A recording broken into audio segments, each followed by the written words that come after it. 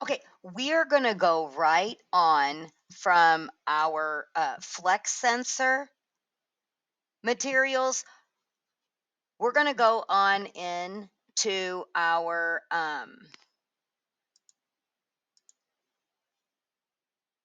photocell resistor materials. So I'm going to go ahead and open up this worksheet. This one, don't take anything apart from your microbit because basically there's just not a whole lot of change in between.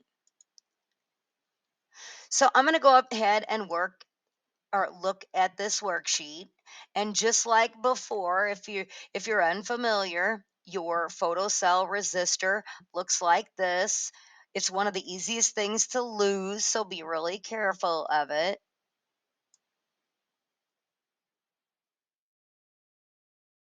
And once again, you have to answer whether it's analog or digital. Ask yourself this: if you are getting a numeric range of answers when you're measuring it with that analog value code, then it's one or the other. And we've talked about this before already. What are you measuring with the photocell resistor? We've talked about this too. So we also want to know room light reading, phone flashlight reading, and complete darkness. So you're going to need a couple things that you normally don't have. So I'm going to go ahead and I'm going to try to find, I'm going to get this, even though it's light blue, if I wrap up my photocell tight enough. And you can use your sleeve too, but I'm wearing short sleeves right now, so it won't work so well. If you have a sleeve like of a hoodie, you can also wrap up your photocell so you can get complete darkness. Didn't think I'd ever say this, but the other thing that I want you to get out is your phone. Okay? And you will need the flashlight on your phone. So I'm going to go ahead and hit the flashlight now. And he is on for when we're ready. I don't have to worry about it. Okay, what you'll need for this is you'll need your USB, which should already be plugged into the computer. You'll need your microbit, which should be already connected to your USB. You'll need the yellow alligator clip cable. You'll need the red alligator clip cable, and you'll keep them connected to both pin 0 and 3V. This time, we don't need the little connectors. So I'm going to go ahead and take those off and put them back in my box right now, and then I don't have to worry about it losing them. And I'm going to pull out my photocell resistor from my box. If I can get it out, doesn't want to cooperate. So your photocell resistor is this little thing. And we were talking about it the other day, and I think I got distracted. You'll find these on remote controls. You'll find these in cameras because you remember what they measure from inputs 1? I hope you do. So what you're going to do is you're going to spread the little leggies out as far as you can without breaking them so that they almost point straight out so that our cables don't touch each other if they don't have to. Doesn't matter on this one which side you connect the yellow to and the red to. It doesn't make any difference whatsoever. So we've done that part. And I'll just go ahead and lay this down right now.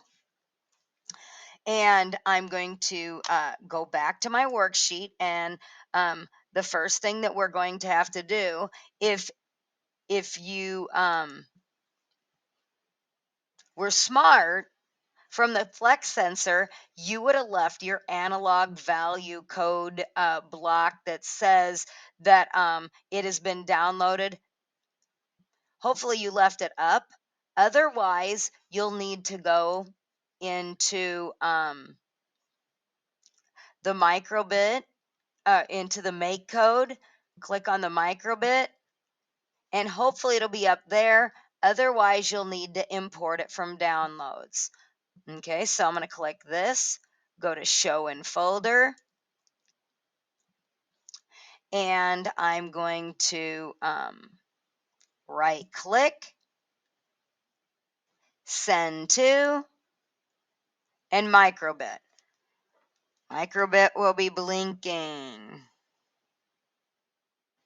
Now, of all the three inputs that are analog, the photocell resistor is by far the most reliable. When we get to a point where you might use this for a project, yeah, I would definitely use the photocell before I use the other two. They're just not that reliable, the other two. Okay, so right now, let's go back to our viewer here, and we have a room light setting. And it basically says that in room light, that the photocell is measuring about 1010. So go ahead for a room light reading, put 1010.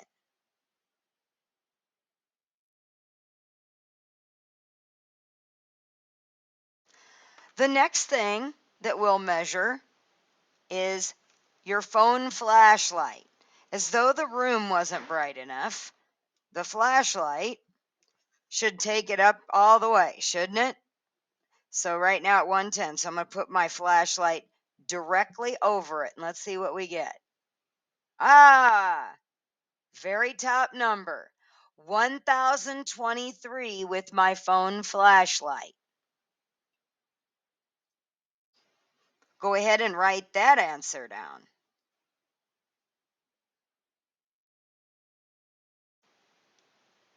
I got to turn off my flashlight before I kill my phone battery. All right. The last thing that we're going to look at, and I want you to watch the numbers, is I'm going to take my photocell and I'm going to wrap it completely so that it has no light. 312. And now it says 290. Let's give it one more shot. 299. 290.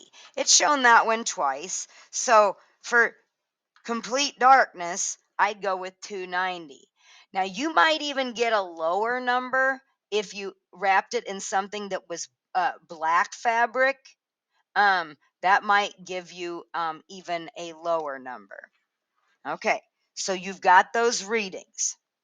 Now, let's go back and look at the worksheet so we can build our conditional code. So we need the photocell resistor. And we are going to build the code so that if the read pin is 0,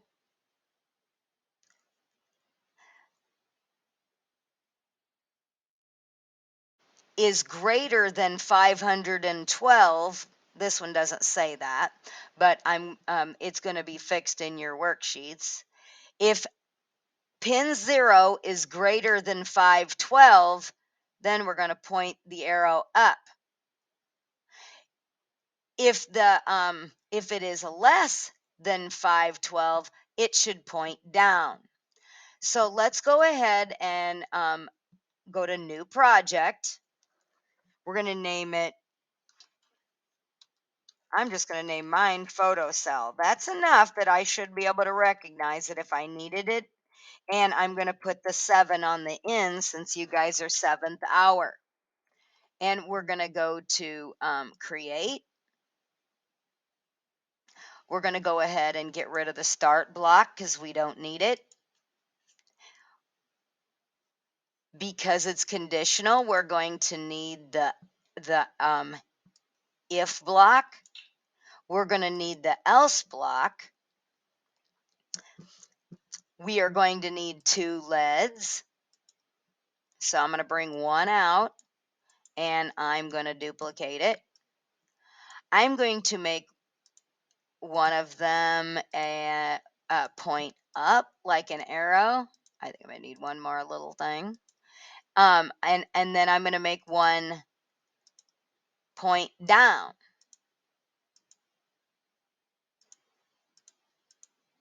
Okay, there we go. I'm going to drop this leads here. I'm going to drop this leads here. We are going to need the greater than, less than block. That is also going to be in logic under comparison. I'm going to pull out the first one.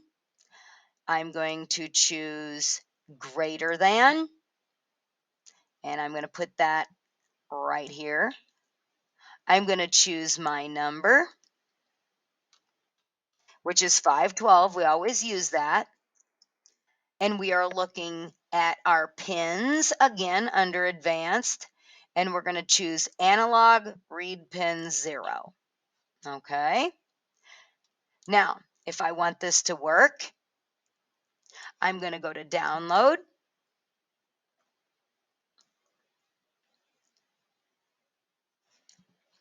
And save. Now I'm going to send it to my microbit. So I'm going to click on the arrow up, show in folder. I'm going to right click, send to, and microbit. Your microbit should light up like this one. Let me go ahead and get to the bottom so you can see it. And once it stops, then you know it's ready. Right now it says that there is plenty of light. Let me go ahead and show you this. There's plenty of light, and I'm going to, when I cover it up, look, see what I mean about it being way more controlled than the other one? It actually works. So here we go. Make sure that you save the code because I will be taking a look at them on Wednesday. So right now, for the rest of the time, complete your get the message worksheet.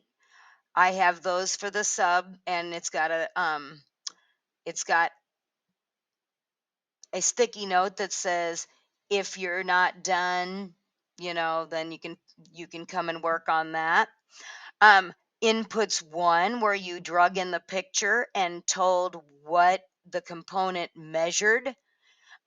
Whether the photocell was light and the accelerometer was movement. If you haven't done inputs 1 and turned it in, we want to get that turned in. Inputs 2A, which was your pressure sensor. That's the one we did together on Thursday in class yesterday. We also did digital inputs, which was inputs 3 yesterday. You can complete that and turn it in. You can work on inputs 2B, which we did today, and get all your questions answered and turned in. That was the one for the pressure sensor. You can do the flex sensor, and you may go ahead and choose to do that. That was inputs 2C. So you have a lot of things that you can be working on. I also, if you have everything done, you can experiment around with some of those tutorials. or I have some puzzles on my desk that you can do. No games today, except for a game that I'm going to leave you that goes along with our PLTW computer science curriculum.